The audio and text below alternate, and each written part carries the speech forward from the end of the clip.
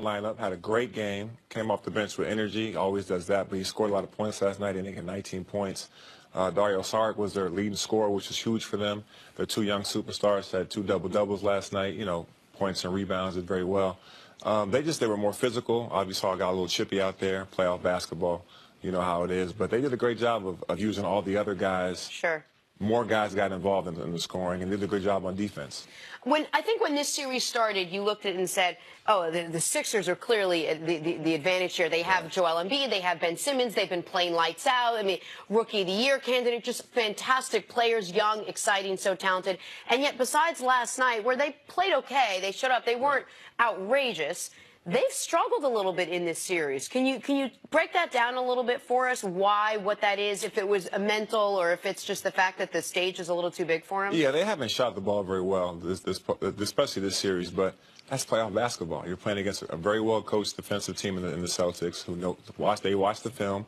They know what you're good at. They're going to try to make you go to your weaknesses. Right. And this young team is learning out what the playoffs are about. So I think it's a combination of the Celtics are doing a great job of scouting out what the Sixers do very well, trying to take them out of it. At the same time, the Sixers are trying to grow up right in front of our eyes, their first playoff experience together against a very good team. So those two combinations are the reasons why. What were you most uncomfortable defending? What type of player? Maybe you can give me a name. There's a reason I'm asking it. But what's the type of matchup that when you saw it, I got to guard this guy or this type of player, it gave you the most trouble? Yeah, for me, it was like a Dirk Nowitzki kind of pick and roll with Steve Nash because he was 7 foot, so his size was a factor. I'm 6'9", he was 7 feet, shooting a three behind his head.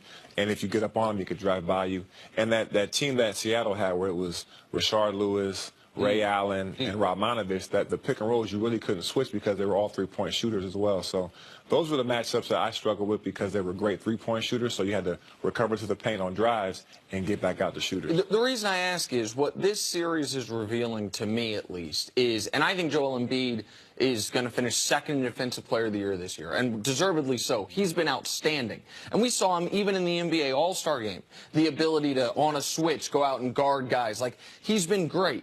But where he's been neutralized is if the guy he's guarding is just going to hang out in the corner to shoot threes like Aaron Baines. If the Celtics are saying, we're not going to run any post plays for Baines, we're not going to try to beat you that way, and it seems like he had been, prior to last night, schemed out of the series a little bit defensively. Is that what you were saying? No, it's smart because you're getting one of the best defensive guys in the game away from the basket. Even when he's guarding Horford's spaced out at the three-point line. That takes that defensive anchor out of the paint and gives up more space to the other guys. You could definitely tell in last night's game, Joel Embiid on purpose, a lot of times, he didn't go to the corner. He went and guarded whoever was in the action, whoever's in the pick and roll. So he's starting to figure it out. Now, as far as Ben Simmons, we've seen, because they got through the Miami series, you're like, oh, man, rookies for the first time. Playoff experience doesn't matter. But to me, and you have to judge the totality of the playoffs after you're finished compared to one series. Now, he's struggled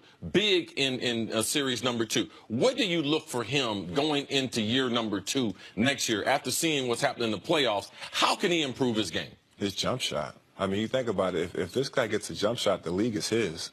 He's dominated the regular season. But how hard is that? Yeah, you got to put the time in. I mean, you got to go in the gym. And learn how to shoot the basketball? Get up 1,000 shots. It doesn't have to be pretty, but it has to be accurate. You have to at least shoot 50, 60% from open shots, at least shoot 35% from the three. If he does that, his team goes like this. Now, Kobe broke down Ben Simmons and said he needs to restructure his jump shot. His form. Now, how do you do that? We haven't heard many NBA players. We heard potentially Lonzo Ball when he came in. That might be. But Ben Simmons, is that a real thing? And how successful do you think that process can be?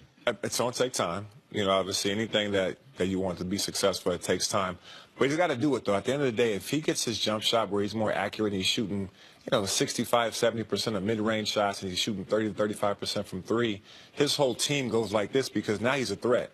It changes his decision-making. Like that offensive rebound he got where he tried to tip it in real quick, he would have grabbed that, got fouled, went to the line, knocked down 2 free throws calmly, and they win Game 3. That's Game 3, right? And this series is 2-2. Well, and Philly had a 22-point lead in Game 2. Yeah, that's true. They blew it. They had every opportunity to win Game 3. They blew it through bad turnovers, bad decision by Simmons, some bad coaching mistakes. Like, I know it sounds odd, they could be up 3-1. I'm not saying they deserve to be up 3-1, but a couple bounces, they could be up 3-1 on Simmons. The Lonzo thing's different to me. Because Lonzo's got a ridiculous form, but it had been effective for him every step of his basketball career until the pros. He didn't have to worry about not getting his shot off. He was bigger than most guys. He was more athletic than most guys.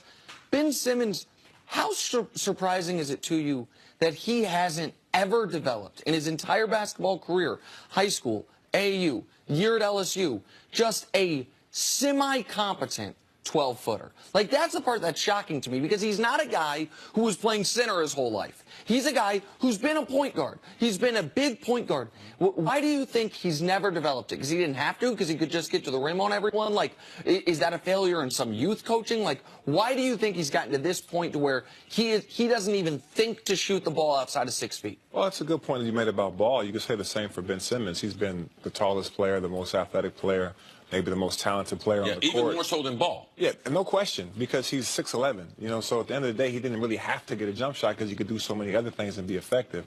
But now the playoffs come, and as you guys know, it exposes your weaknesses. So if he does get in the gym, get a jump shot, whew, lights out. But when you say, let me ask you this, if both players reach their full potential, who do you think's the better player, Simmons or Embiid? I think Simmons. I think because he makes his teammates better with the pass. He's also a lot further away, too. Yeah, no question. No question. Embiid's by far the best player right now, but if he reaches potential, he could be the better player.